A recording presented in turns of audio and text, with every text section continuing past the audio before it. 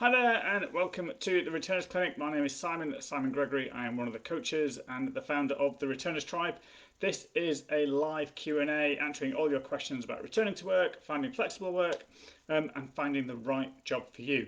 So we've had some questions sent to us through the week, so I'm going to run through those questions. If you do have any questions yourself, leave me a note in the comments or drop me an email to hello@returnerstribe.com and I will be able to answer those questions at the next clinic. If you're joining us live and you've got a question you'd like answered today, just leave me those questions in the comments and I will come to them towards the end. So, first question is from Katie in Leeds.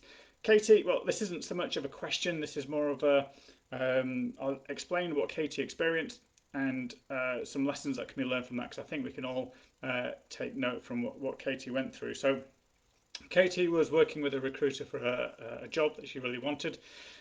She was told by that recruiter that she was the only person the company was considering. And so she essentially went to the second stage interview, the last interview, assuming that essentially this was going to be a bit more of an informal chat. And I'd certainly been led to believe that by the recruiter, that this was going to be an informal discussion, more of a get to know you, see if you're going to fit the team, and a job offer will almost certainly follow after that. Unfortunately, when she got there, just as she got there, somebody else, somebody who she knew, was coming out of an interview, and she instantly realised that actually she wasn't the only person that they were considering, and that flustered her a little bit. So really just want to kind of go through what happened and how you can avoid that yourself. So Katie in the end didn't get the job. Unfortunately, her second interview didn't go as planned. It didn't go as well as she hoped, and the other person was offered the job instead. So um, most of us have worked with the recruiters, and recruiters like to um, encourage and cajole and push, and they'll say things like you're the only person that they're considering. Part of that is to try and make you feel good. Part of that is to kind of also say you're the only person they're considering. So if you can't really turn this down because they're only considering you.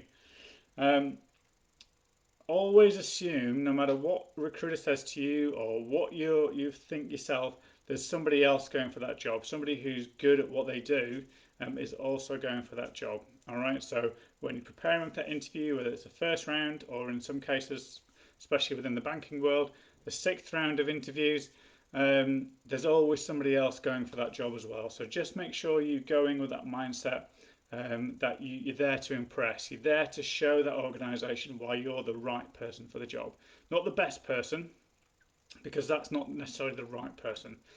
But you're the right person. You're the right combination of skills, experience. You're going to fit the team. You're going to help the organisation grow. You're going to develop in that role, and you're the right person for the job.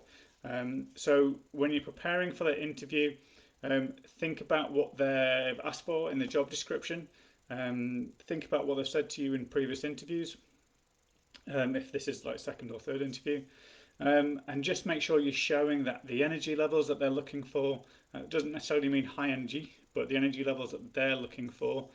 Make sure that you're showing the level of enthusiasm that they want. Make sure you're showing the level of ambition that they want. Again, that's not necessarily high ambition. Some organisations look for people who just, I want to be in this role for the next 5-10 years and I'm happy with that. So don't go into those jobs showing lots of ambition.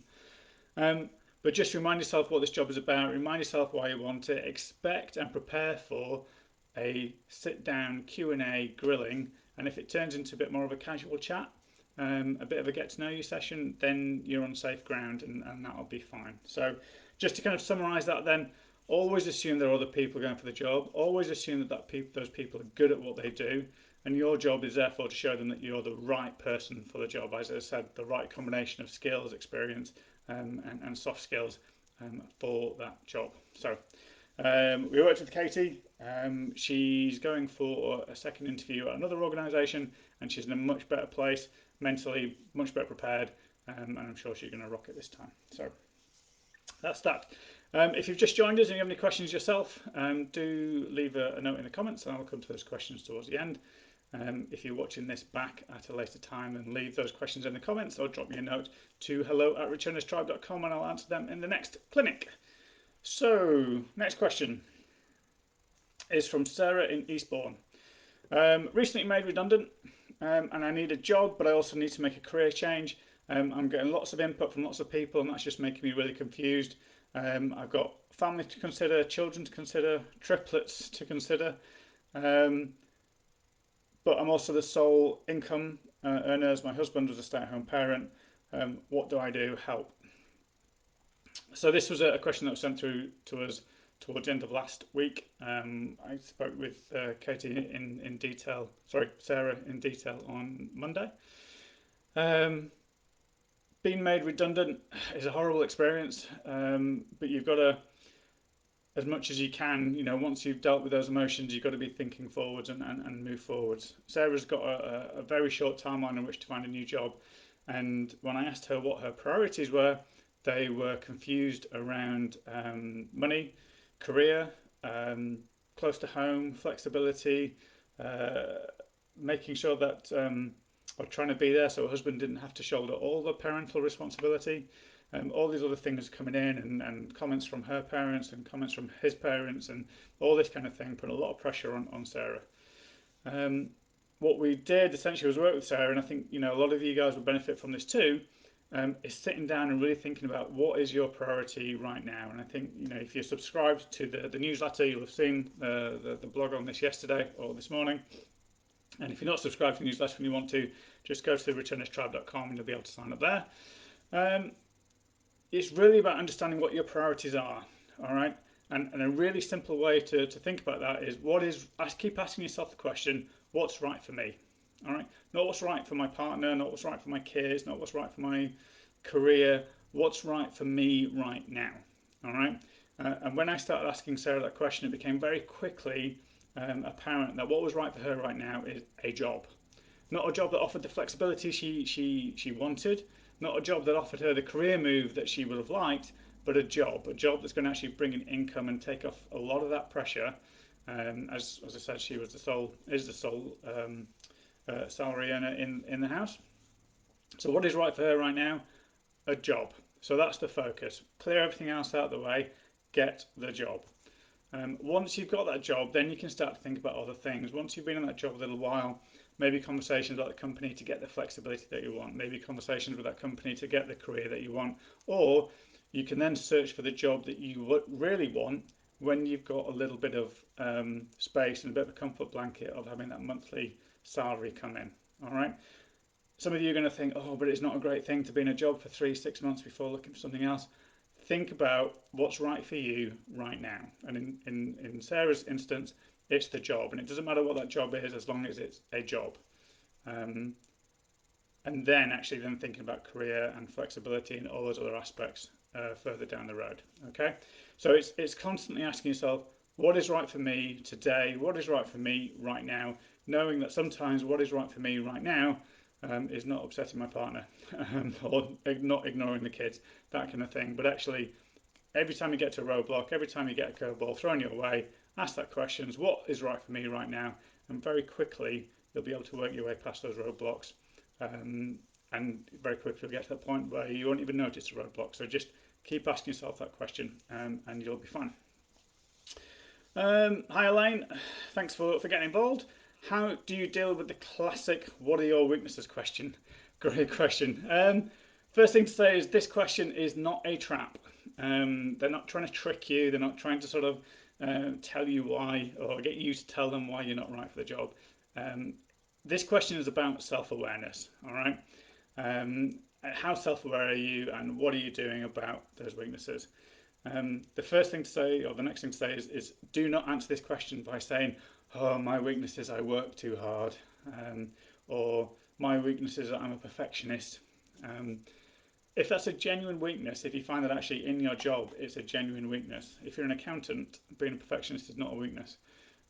If you work in a creative role, being a perfectionist could be a weakness. So you might answer that question by saying, well, I can be a bit of a perfectionist, and that I sometimes allow perfect to get in the way of a good job.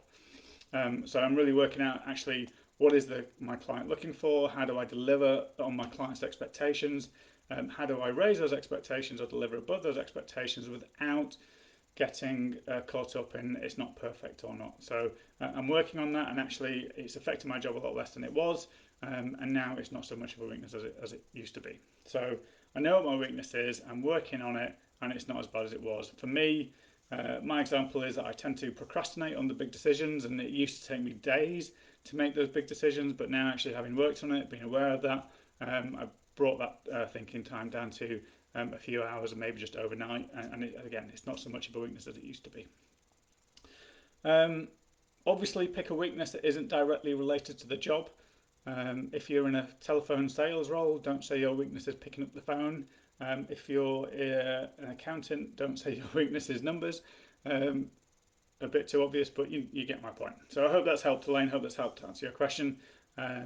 If you've got any more sort of questions like that or help you'd like to on interview questions, we've got a whole module within the Returners tribe based on how to answer those kind of questions, how to deal with those answers.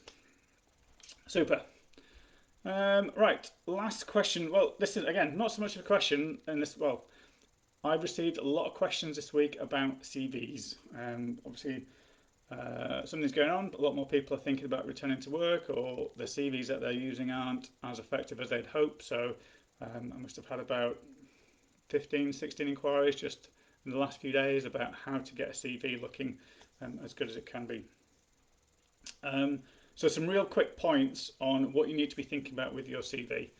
The first thing is that it's a sales tool, so it needs to sell you. It's not just a list of what you've done, it's a sales tool. You're selling yourself for the job that you want. Not for the jobs you've had. So you think about what is it that the job that you want, and think about how your skills and experience in your current job or previous jobs relates to the job that you want. So write the CV based on the job that you want. If you're not sure how to do that, really easily is just find a few job adverts or job descriptions or jobs that appeal to you, and look what they're asking for. They consistently asking for SEO experience or ACCA qualifications or um, converting leads into sales and whatever it might be. So you look at what they're asking for, and then you use that as a prompt to write your CV. The next thing is to show off. All right, you really need to show off. Pretty much every CV I see at the moment, I'm telling that person show off more, sell yourself more, because we see again lists of responsibilities and list of responsibilities. Like I'll see a recruiter CV, for example, and that recruiter will tell me that they review CVs and they interview people and they speak to companies about their recruitment requirements. Like, well, yeah, I'd expect that you do that. You're a recruitment consultant. What I want to know is how good you are at what you do. So I want to know how many placements you've made. I want to know, like, how do you rank compared to your peers in your organisation? I want to know the impact that you've made on the organisation. And if you've made a significant impact on your previous companies, you're going to make an impact with my company, and that's going to get me interested. So show off a little bit, quantify that experience, tell me the impact that you're going to have, and suddenly your CV is going to go from being middle of the pack to being somebody that I really want to speak to, really want to interview. And last but not least is to make it your CV. All right. So things like the personal profile, hobbies, that sort of thing. Add a bit of colour, show that it's yours, show that it's you. All right. Avoid cliches like dynamic, work well as part of a team, but also on my own. Those sorts of things. When you read, it must be close to, I don't know, 500,000 CVs I've read in my 18-year career, something like that. You see those types of words, you just instantly switch off, and it no longer becomes interesting. Okay, so it's sell yourself, use numbers, quantify, show off, write the CV for the job that you want, not the jobs you've had, and suddenly your CV will go from being, as I say, middle of the pack to top of the pile, and you'll start getting invited to more interviews. So, hope that helps. Any other questions today? Give you a few seconds if you do have. Not right now. Okay, so if you're watching this back at another time, as I say, leave your questions in the comments and I will answer your questions at the next clinic, or you can drop me an email to hello@returnerstribe.com and I will come to them in the next clinic.